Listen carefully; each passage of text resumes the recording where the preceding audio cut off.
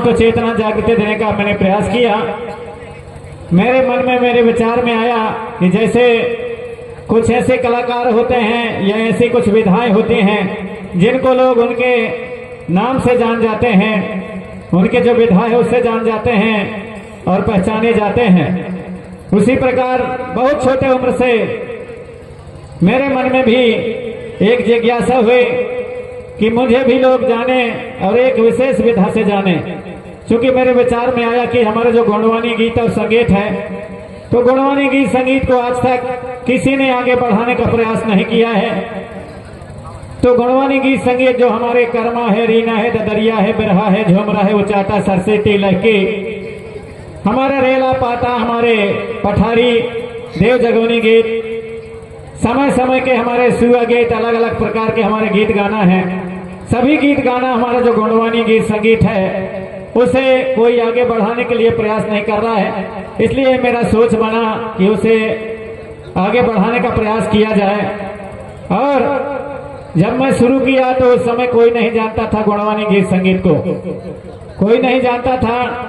धीरे धीरे करके हमारे लोगों के दिमाग में गुणवानी गीत संगीत को और इतिहास संस्कृति को भरने का काम किया और धीरे धीरे करके लोग जानने समझने लगे।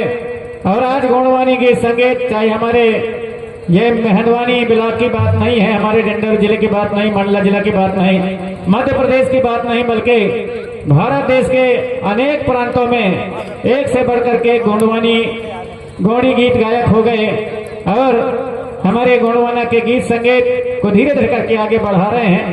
मुझे बहुत खुशी होती है जब उस समय अकेला चला था गुणवानी गीत संगीत को आगे बढ़ाने के लिए, लेकिन आज हजारों लाखों की संख्या में हो गए और सभी गुणवानी गीत संगीत गाकर समाज में चेतना जागृति लाने का प्रयास कर रहे हैं। मुझे बहुत खुशी होती है। तरह तरह के कई जगह मुझे सम्मान भी मिला और उस समय जब नहीं कोई जानता था तब भी 1994, 1995, 1996 में मैंने गीत गाया गुणवानी गीत संगीत और मेहरवानी ब्लॉक में गुणवानी गीत गाकर के प्रथम स्थान आया। मुझे मंडला जिला था उस समय, मंडला में भेजा गया, वहां भी प्रथम स्थान आया। संभाग में भेजा गया जबलपुर में, वहां भी प्रथम आया। इसके बाद संभाग का प्रतिनिधित्व भोपाल में मैंने किया, वहां भी सम्मान मिला। लगातार 94, 95, 1994 से 1995, 96 तक और इस मेहरवानी ब्लॉक का कहीं ना कहीं मान और सम्मान हमारे प्रदेश स्तर में बढ़ाने का काम किया। फिर चाहे भोपाल हो, दुर्ग हो, भिलाई हो, रायपुर हो, नागपुर हो। नागपुर में 1997 में मुझे देश का सर्वश्रेष्ठ गौड़ी गायक के रूप में सम्मान दिया गया और 2003 में गोंडवाना महासभा के तत्वाधान में खुरसुर गांव है बालाघाट जिला में, वहां पर लाखों के तादाद में और उस समय 10,000 रुपए एक चादर से सम्मानित करते हुए हीरा सूखा पाटालीर की उपाधि भी वहां पर दिया गया समाज की ओर से। फिर 2010 में हिमाचल प्रदेश के राज्यपाल के द्वारा भोपाल में गौड़वाना संस्कृति सम्मान से भी सम्मानित किया गया गौड़ महासभा की ओर से। और 2022 में दमोह में सर्वश्रेष्ठ गुणवानी गीत गायक के से सम्मानित किया गया। और अभी कर्नाटक में भटकल एक स्थान है जो समुद्र के पास में है, कर्नाटक में, वहां भी मेरा नाम और नामित किया गया है अवार्ड के लिए, जिसमें गौड़वाना संगीत रत्न के नाम से सम्मान दिया जाएगा, अवार्ड दिया जाएगा। अभी मिला नहीं है, अभी नामित किया गया है, लेकिन वो सम्मान भी मुझे दिया जाना है, नामित किया गया है। तो छोटे बड़े इतने सम्मान समाज की ओर से दिया गया, लेकिन आज तक मैंने कभी कोई नेता की अगवानी में, नेता के सम्मान में कहीं भी मैंने गीत कभी नहीं गाया। जो भी गीत गाया मैंने समाज के चेतना के गीत गाए, समाज को जगाने के लिए गाए।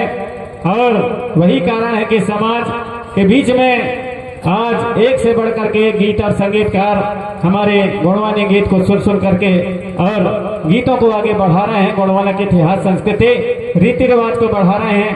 अतः मुझे गर्व होता है, मुझे बहुत ही अच्छा लगता है कि चलो हमारा प्रयास कहीं ना कहीं व्यर्थ नहीं है। और आज से 47 साल पहले हमने जो शुरू किया था वो निश्चित है कि आज 47 सालों में, इतने ही सालों में बहुत कुछ आगे बढ़ गया है देश भर के अलग अलग कोने में। और हमारी सभ्यता और संस्कृति, हमारे पुरखों की व्यवस्था, हमारे गौरवशाली इतिहास, हमारे राजपाट की जो बातें हैं, हमारे कलाकार निरंतर आगे बढ़ा रहे हैं। हमें बहुत ही प्रसन्नता होती है। अतः माता शक्तियों, पितृशक्तियों, आप सभी से आग्रह है कि आज हमारे जो युवा हैं, युवाओं से मैं आग्रह करना चाहूंगा कि अच्छे अच्छे गीत और गाना आप नाचते हैं, गाते हैं, आप नाचते हैं, गाते हैं, अच्छी बात है। लेकिन बहुत से हमारे जो युवा हैं, युवतियां हैं, मैं देखता हूं कि भले गोंडवानी व गोंडी गीतों में गाते नाचते हैं, लेकिन वो डीजे में नाचते हैं।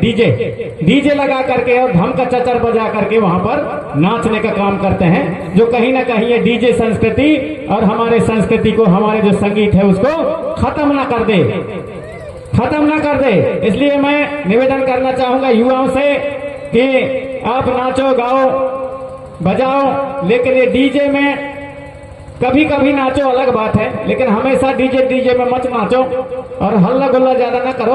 आपको नाचना है तो गाना भी गाओ, बाजा भी बजाओ और नाचो भी, तीनों काम करो। हमारे जो मूनसून सर्री है, जो त्रिगुण मार्ग है, ये त्रिगुण मार्ग में हमारा नाचा गाना भी आता है, एक साथ होता है। नाचना भी होता है, गाना भी होता है, बजाना भी होता है, सभी एक साथ चलते हैं, नाचा गाना बजाना। तब हमारा मूनसून सर्री जो हमारा त्रिगुण मार्ग है और त्रिगुण मार्ग जो मूनसून सर्री का जो हमारी व्यवस्था है वह पूर्ण होता है। हमारे पुरखा लोग नाचते भी थे, मांदर भी बजता है, टिमकी भी बजता है, नाचते भी हैं, डंडा भी बजता है, गाते भी हैं, सब एक साथ होता है। उसी प्रकार चाहे शादी ब्याह के समय हो, छठी बरहों में हो, चाहे हमारे बधाव के कार्यक्रम में हो, हर समय आप सभी देखेंगे नगाड़ा भी बजेगा, वहां गाना भी होगा, नाचना भी होगा। तो इस प्रकार हमारे मूनसून सर्री के जो हमारे व्यवस्था है, उस व्यवस्था को, हमारे लिंगो दर्शन को, लिंगो व्यवस्था को आप सभी बनाए रखें और उसको जाने और समझें। जहां समझ न आए तो हमारे जो पुरखे हैं, सियाने हैं, उनके पास बैठो, उनके पास जो ज्ञान है उस ज्ञान को आप लिखो और लिख करके आने वाले जो समय है वो लिखा हुआ वो पुरखों का ज्ञान आपको बहुत बड़ा काम आने वाला है। इसलिए ये मत समझो कि हमारे सियान पुरखा, हमारे जो बुजुर्ग हैं उनके पास ज्ञान नहीं है, अरे तुम सियान का आ जान है, रे ऐसा वाला बात नहीं है। हमारे पुरखों के पास, हमारे सियानों के पास, भले वो कभी पढ़ने नहीं गए स्कूल में, लेकिन उनके पास जो ज्ञान है वो बड़ा ज्ञान है और वो ज्ञान आपको आने वाले समय में बहुत बड़ा काम देगा, बहुत बड़ा आपके उपयोग की बात होगी आपके जीवन में। इसलिए सभी युवाओं से, सभी नन्हे मुन्ने बच्चों से मैं आग्रह करना चाहूंगा कि अपने आजा दादी के पास, अपने नाना नानी के पास, अपने दादा दाई के पास, मामा फुआ के पास, जो जैसा हमारा रिश्ता है उनके पास बैठो, उनसे जो ज्ञान है, उनके जीवन के ज्ञान, उन ज्ञानों को पूछो और उन्हें इकट्ठे करने का प्रयास करो, उन्हें लिखने का प्रयास करो, ताकि आने वाले समय में आपके जीवन में काम आ सके। इसलिए आप सभी से, युवाओं से, नन्हे मुन्ने बच्चों से मैं यही आग्रह करना चाहूंगा कि आप लोग अच्छे से अच्छे पढ़ाई लिखाई करें, मेहनत करें, मेहनत करके आगे बढ़ें और पढ़ाई लिखाई स्कूल में पढ़ें, कॉलेज में पढ़ें, यूनिवर्सिटी में पढ़ें। साथ ही साथ अपने जो संस्कृति है, अपने पूर्वजों की संस्कृति, उसको भी पकड़े रखें, उसको भी साथ में लेकर के चलें। जब सभी ज्ञान जो है आपके हृदय में, आपके मन मस्तिष्क में होगा, आपके आचरण में होगा, तो निश्चित ही आपकी तरक्की होगी। आप कहीं भी और अच्छा से बोल पाएंगे, अच्छा से जी खा सकेंगे जब आपके पास में पुरखों का जो ज्ञान है, पुरखों के जो आपके अंदर आशीर्वाद है, वह आगे बढ़ाने का और हिम्मत और ताकत देने का काम करेगा। और आप जो मेहनत करके पढ़ाई कर रहे हैं वो आपको दुनिया के सामने बोलने और बताने का काम करेगा। इसलिए आप सभी से आग्रह है कि पढ़ाई लिखाई भी करें, साथ साथ में अपने जो व्यवस्था है, अपने जो पुरखों की व्यवस्था है, उसको भी पकड़ के रखें, उसको भी आप लोग मानने का प्रयास करेंगे, उसके प्रति भी ज्ञान आप रखें, और तभी होगा ये संभव जब आप अपने सियानों पुरखों के पास बैठेंगे, तब ये हो पाएगा। इसलिए आप सभी से मैं यही अनुरोध करता हूँ, नन्हे मुन्ने बच्चों से, युवाओं से, कि अपने पुरखों के पास जरूर समय निकाल करके बैठें और उनके पास जो ज्ञान है उस ज्ञान को लिखें। चाहे किसी प्रकार की जो ज्ञान हो, चाहे जड़ी बूटी के बारे में ज्ञान हो, चाहे हमारे गुनियाना के बारे में हो, पंडिती के बारे में हो, चाहे हमारे इतिहास के बारे में हो, हमारे संस्कृति के बारे में हो, हमारे बियाह पर के बारे में हो, हमारे घर द्वार बनवाई के बारे में हो, हर ठंगरा नताई के बारे में हो, हमारे खोमरा बनवाई के बारे में, अलग अलग ज्ञान हमारे पुरखों के पास है। उन सभी ज्ञानों को एकत्रित करें और उन्हें सीख करके रखें, ताकि आने वाले समय में काम आने वाले हैं। ऐसा आप सभी से मैं आग्रह करना चाहूंगा। तो अब आपके बीच में हमारे भाव पक्ष के कलाकार अपनी प्रस्तुति देने के लिए आ रहे हैं, और आपके बीच में